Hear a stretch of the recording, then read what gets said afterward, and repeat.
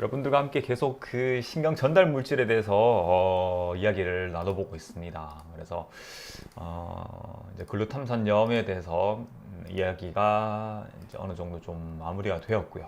이제는 그 글루탐산염과 이제 좀 상대적인 개념인 어떤 이제 그 가바에 대해서 이렇게 말씀을 드리고 있는데, 지난 시간에는 이 가바가 대표적인 억제성의 어떤 신경 전달 물질이고, 그리고 이러한 그 글루탐산염에서 그 가바로 이런 또 효소를 통해서 합성이 되기 때문에 이 둘의 어떤 그 상호 균형, 밸런스가 상당히 중요하다. 그래서 신경계의 어떤 흥무성 자극과 억제성 자극을 이제 유지하고 균형을 유지하는 데 있어 가지고 이 가바와 그다음 글루타메이트의 어떤 밸런스가 중요하다는 말씀을 드렸고요. 그리고 가바 수용체가 있는데, 이 수용체, 특히 가바 A라는 이 수용체에서 그를 목표로 하는 그런 어떤 약물들이 이제 상당히 많이 이렇게 연구가 되어 있고, 그런 약물들이 우리 어떤 정신의 행동 장애를 치료하는데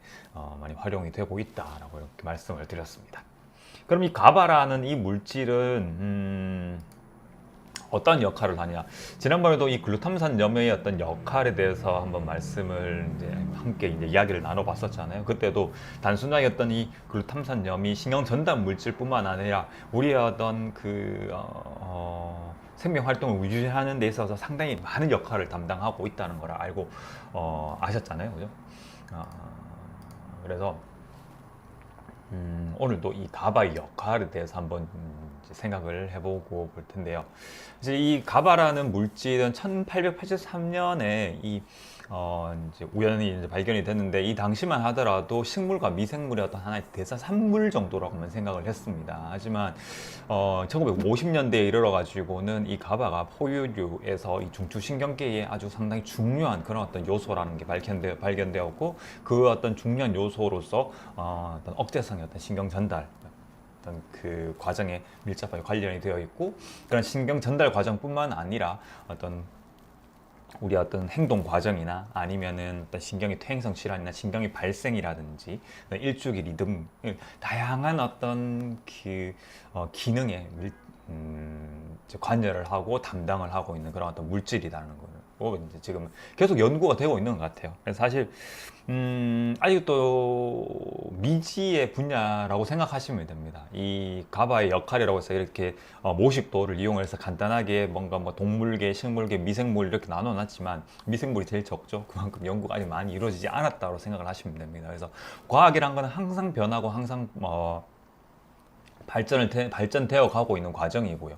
과학이라는 학문의 가장 기본 전제가 뭐냐 하면은 우리는 다 모른다 에서 출발을 하는 학문이기 때문에 이것이 다라고 생각하셔서는 안 될 것 같습니다. 그래서 지금까지 우리가 알고 있는 게 이 정도다라고 생각을 하시면 될 것 같습니다. 그래서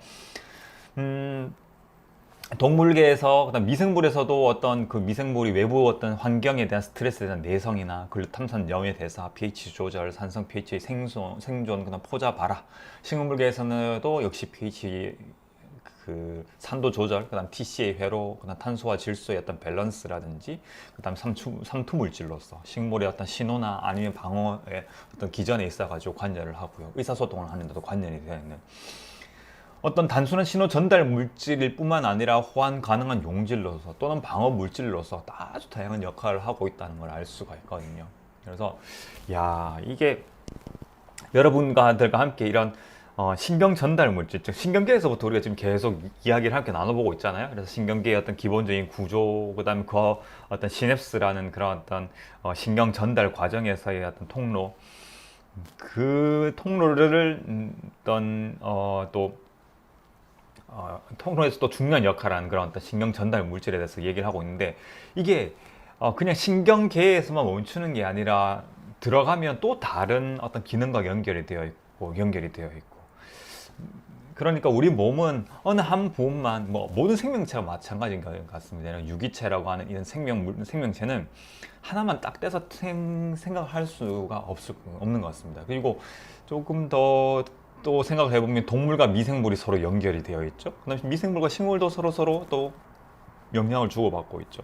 그러니까 이 이 유기체, 이 지구상에 있는 이 유기체는 상호 아주 밀접한 그런 어떤 관련성을 가지고 있고, 어느 하나의 어떤 개체나 어느 하나의 어떤 그 동물군, 식물군의 어떤 변화는 다른 개체나 다른 어떤 그 개에 영향을 줄 수밖에 없다라는 그런 생각들도 해보고요. 그래서 이 가바의 역할에 대해 가지고를 통해서 많은 것들을 한번 생각을 해볼 수 있는 것 같습니다. 그래서 참 생명 활동이나 알면 알수록 참 경이로움으로 가득 차 있다라는 그런 생각들을 해보고요. 이 생명 활동을 이해하고 그다음에 이런 어떤 질환을 이해하고 치료하고 치유하고 건강을 관리하는 그런 어떤 그런 거에 있어 가지고도 참 쉽지 않구나 라는 생각도 들었어요. 그래서 항상 참 계속 앞으로 알아야 될 것도 많고 공부해야 될 것도 많고, 그리고 어느 하나를 가지고서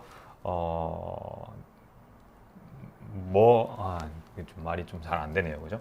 그러니까 저희 한의원 대기실에 쓰여져 있잖아요.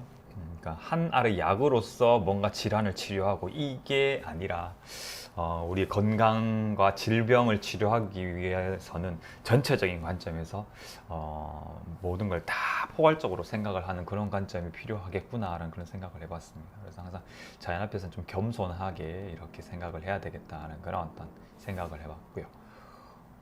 어떤 가바 역할도 역시 글루타메이트라고 하는 그 글루탐산 연만큼이나 다양하다라는 메시지를 가지고 가시면 될 것 같습니다. 네. 다양하고 그런 억제성의 어떤 그런 신경 전달 물질로서의 기능뿐만 아니라 우리 인간에서뿐만 아니라 이런 유기체에 아주 널리 분포하고 있는 그런 물질이다라고 생각을 하시면 될 것 같습니다. 이렇게 되면 그러면 채소를 많이 먹으면 뭔가 이렇게 가바를 외부에서 뭔가 섭취를 하면 뭔가 우리의 신경계에 영향을 미칠 수도 있겠네요.